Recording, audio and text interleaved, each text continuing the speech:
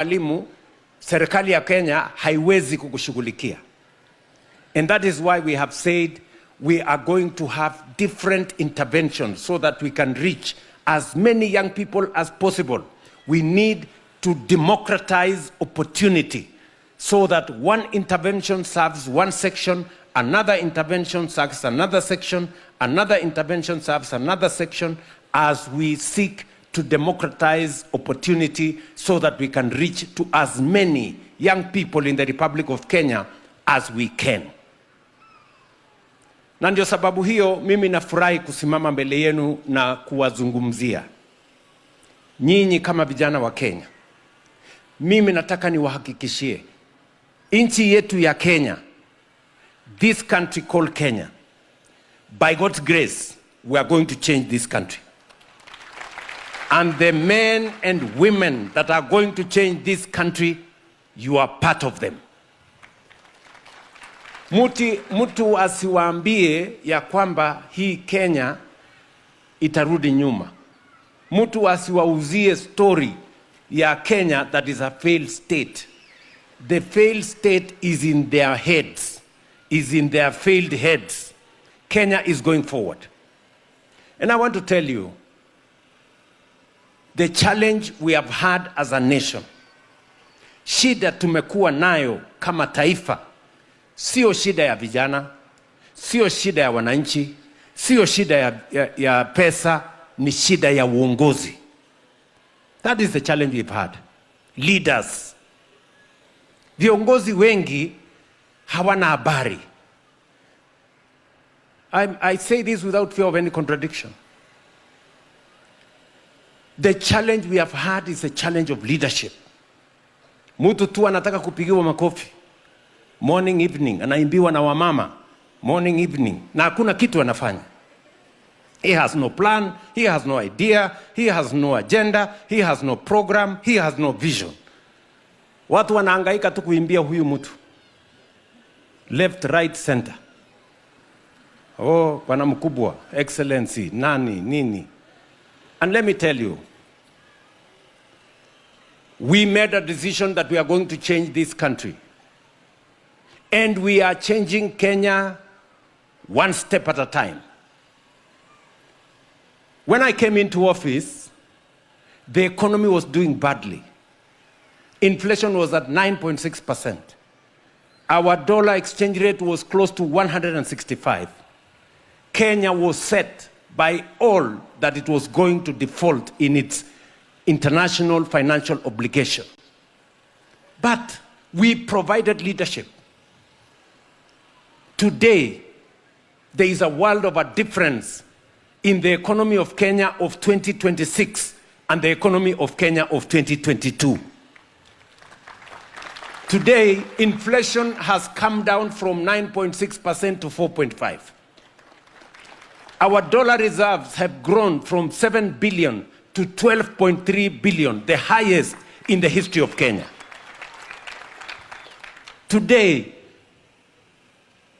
I have told you, the dollar exchange rate, which was at 165, today is at 129 and coming down. Today, Kenya has grown its economy. We have overtaken Angola, we have overtaken Ethiopia. Kenya is the 6th largest economy in just 2 years. Listen, young people. It is not because we discovered anything new. It is because we have provided leadership. We have made the decisions that are necessary for Kenya to move forward. It is not that we didn't have money to run a program like NYOTA. The only challenge was that there was no leadership on how this is going to happen. And that is why I want to persuade you, young people. You, your energy, your talent, your expertise is going to transform our country. Do not accept to be used by people who just see young people as people wa kupiga makelele, contractors wa kwenda kutupa mawe, watu wakwenda kufanya mambo haya mengine. Mtu akitaka mtu ya kutupa mawe, contractor number 1 aweke mtoto yake, sio hawa vijana wa Kenya. Sijui kama tunaelewana, tuko pamoja. Nasikia viongozi wengine wanaongea tu hapo, oh, vijana nyinyi tunataka mkuje mtusaidie kupiga watu wengine. Vijana nyinyi tunataka mkuje mtupigie kura. Vijana nyinyi, young people of Kenya are not voting machines. They also want to know how are they going to change their status? How are they going to make progress? What is the plan for them to improve their lives, to grow their jobs, to have revenue, to be able to progress? Ama namna gani? Sijui kama tunaelewana. Tuko pamoja? And I am talking to you candidly because, skizeni my friends, we will change this Kenya by God's grace. Nyinyi mnanielewa? And I am very confident. When I talk about we are moving Kenya to the first world, I am determined and I am serious. And it is because we have a plan to do it. Na mutaiona, just when you are here, this country is going to change. Tunaelewana? Let me give you just a few things for you to think about. The first thing we must do is that we must make sure that every child in Kenya has an opportunity to learn. Countries like Korea, countries like Singapore, countries like Malaysia, they invested heavily in education. And that is the reason why in the last 3 years, we have increased the budget for education from 500 billion shillings to 702 billion shillings this year. It is the reason why we have built an extra 23,000 classrooms, because education is important. It is the reason why we have hired 100,000 teachers, because education is important.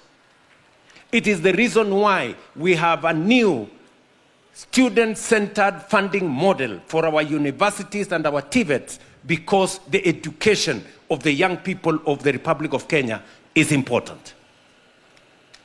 And it is the reason why, going forward, we're going to put more money in STEM subjects, in science, in research, in technology, because we need the human capital that is going to move Kenya from a third world country to a first world country. Nyinyi mnanielewa? That is what we are going to do. When I said we have hired 100,000 teachers, people think it is a joke. Go ask the fellows of KEPSA. Go ask the fellows of